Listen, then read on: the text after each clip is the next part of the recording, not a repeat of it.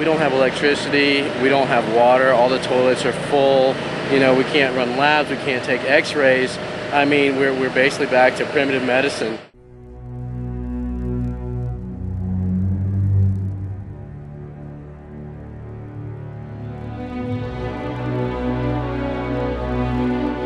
Death accompanied by widespread destruction.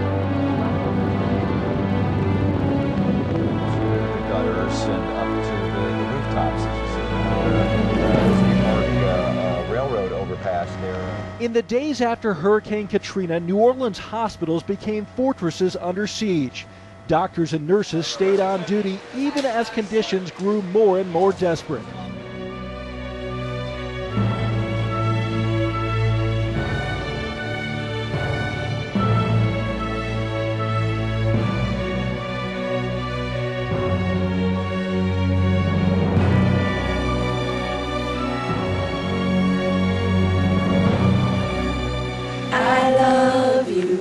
I need you to survive. Any hospital would have a difficult time in a disaster like this one, even one with the name Charity. At New Orleans' largest public hospital, the goal of the staff today, that nobody dies. We are their only hope, and we are trying as hard as we can to get them some help. What's going to happen to some of these patients if you don't get them out of here? 2 of them have already died here on this ramp waiting to get out in this very spot. We've talked about Charity Hospital since the beginning. I think for the first time we talked about it Monday night, maybe it was Tuesday. Is it, as the name implies, a hospital where the poorest of the community end up? Yeah, absolutely. This is the only level 1 trauma center, which means it takes care of the worst trauma in the city, but it's also been known as a hospital for indigent population, for people who don't have health care insurance, for people who are unable to care for themselves as well. And that's been its reputation for some time. It's one of the oldest hospitals around, and a lot of the patients that are in the hospital, that are still in the hospital, were there before the hurricane. Most of them are chronically ill, and that's why they were there. Is it the principal public hospital, or is it a private hospital? This is the principal public hospital, and you're making a good point here, and I alluded to this in the piece. We watched as non-essential personnel from Tulane, the private hospital, part of Tulane, actually were evacuated, while patients from Charity Hospital were still standing by. Patients who were requiring mechanical ventilation with a bag actually forcing air into their lungs, they were standing by while some of the other personnel was being evacuated. And that was certainly surprising to us. I'm not sure exactly what the reason is. Maybe there is one. But yeah, that was happening today, Aaron. All right, I'm just working through some of this stuff. You know, we assume sometimes, I do, that people are with us the whole time and understand all this stuff. You've got a large public hospital, the largest public hospital in the area. You have 200 patients in there tonight, and next door, the private hospital at Tulane University, they were evacuating the non-essential doctors and nurses, but your patients were not moved. The patients in the hospital you're at were not moved, correct? Well, that's correct. I can tell you, in fact, as of late yesterday, Tulane was essentially completely evacuated, and there are still over 200 patients at Charity Hospital this morning, or late this morning, early afternoon when I left. So, yeah, I mean, that's what happened, Aaron. Well, you know, time after time, there are moments in this story, Sanjay, thank you, that take your breath away, and you try and make sense of them, and I'm sure there's an explanation to all of this, but I can't imagine what it is.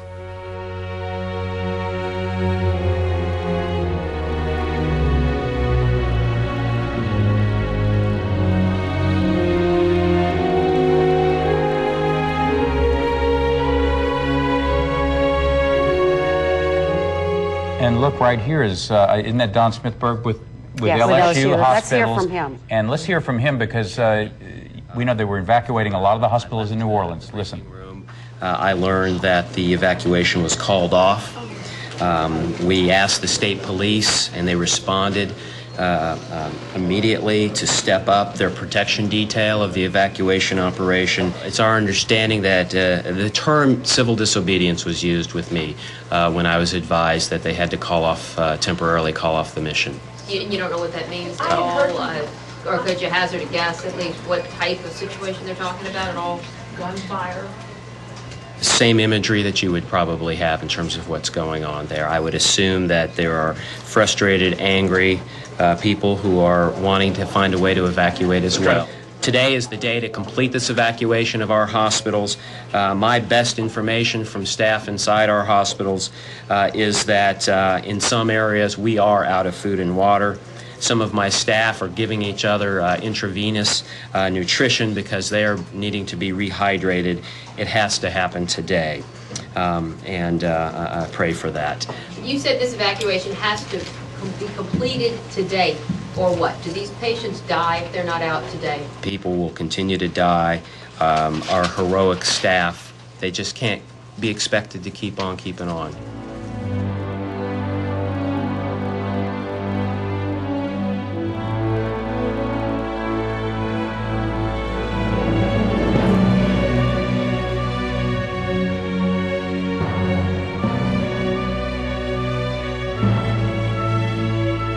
Again, I want to thank you all for, and Brownie, you're doing a heck of a job. The FEMA director's working 24.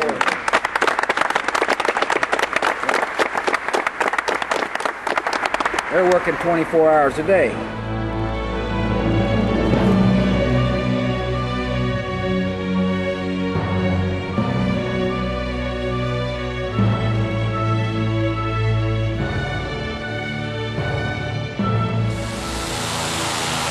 Today, heavily armed officers used airboats to make their way to more than 2,000 people holed up in New Orleans' 2 state-run hospitals. They've had no power and little food. And with patients dying, doctors have been pleading to get those still alive out.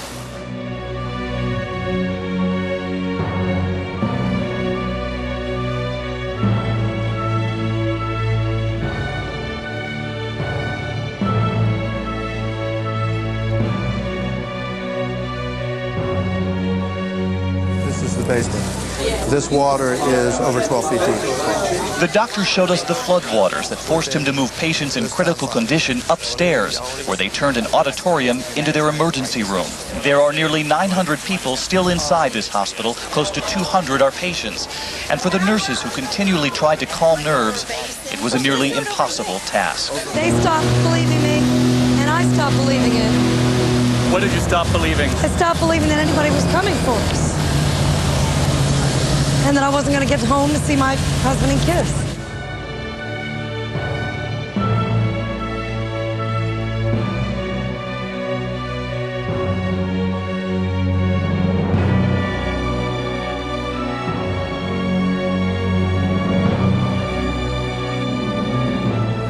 Are we ready for boats for the psych patients? This afternoon, patients began boarding the boats. Dr. W is convinced everyone will be out by tonight. I'm stunned that more people didn't die. Stunned. Even after all of this, we couldn't help but to notice the doctor and his colleagues remained upbeat. As we walked through the hospital, they pointed out a sign on a hospital wall that reads, "Where the unusual occurs and miracles happen." Because victory today is mine.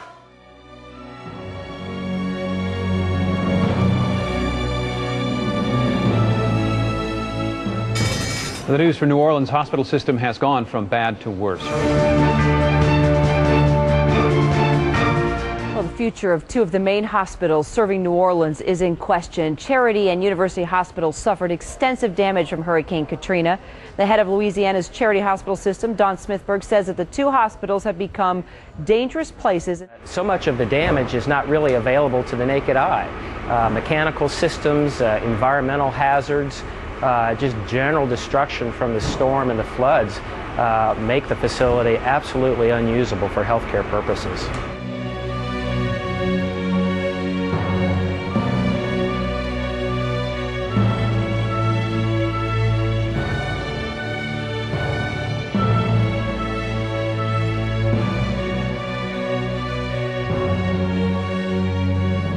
LSU doctors and administrators toured the comfort this morning. The university plans to supply some of the medical personnel to help staff the floating hospital 24/7.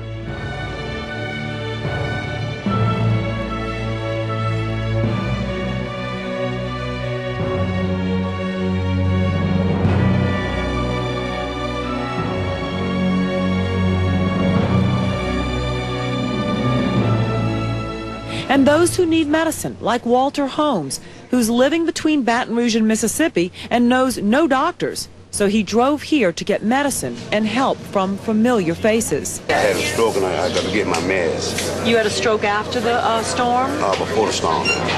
What would you do if this wasn't here? I don't know. I don't know.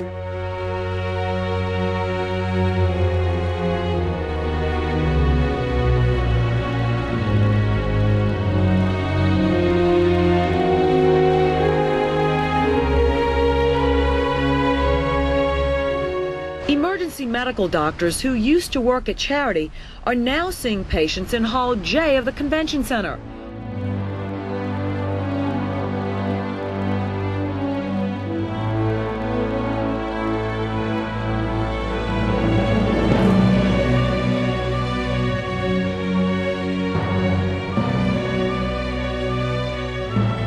Greta got a look at Charity Hospital's devastation and how they are coping with taking care of thousands of patients in a makeshift hospital. Where were you when Katrina hit?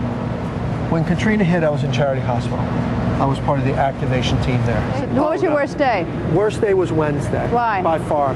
Because we began to evacuate people out of the hospital. On Wednesday? We began to evacuate people out of the hospital, and those people received gunfire and harassment from other people in the community.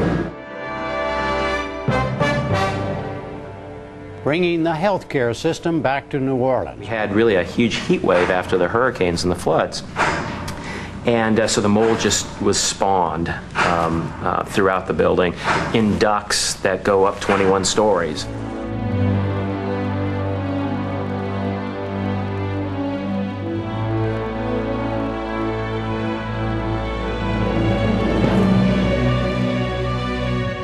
I think we underestimated the damage that had been done here and the catastrophic impact that it's had on this entire community. As my colleagues say, you can't bring people back to live here if they don't think they can get health care for their kids.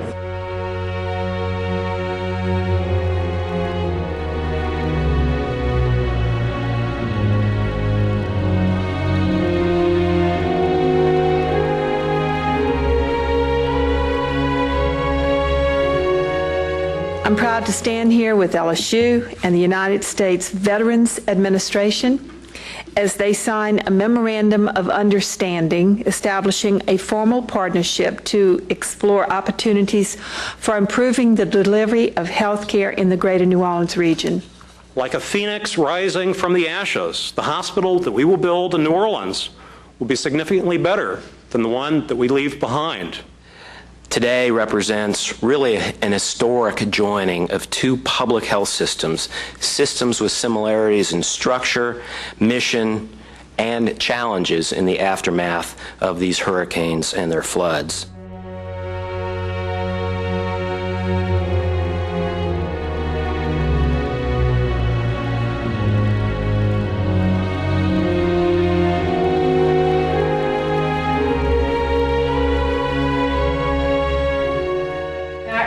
To embrace the opportunity that we have to build a model healthcare system for the nation.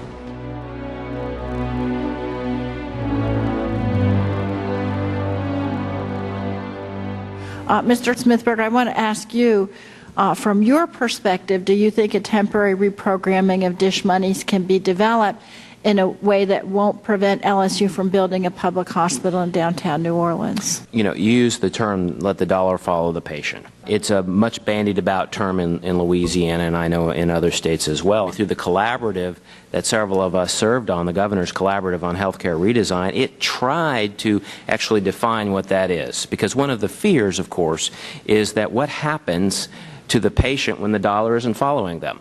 Right. And do they fall back on a safety net system that has historically in the New Orleans region also been one of the primary academic flagship institutions? I think it's a dangerous proposition to enter into without some very tight accountability expectations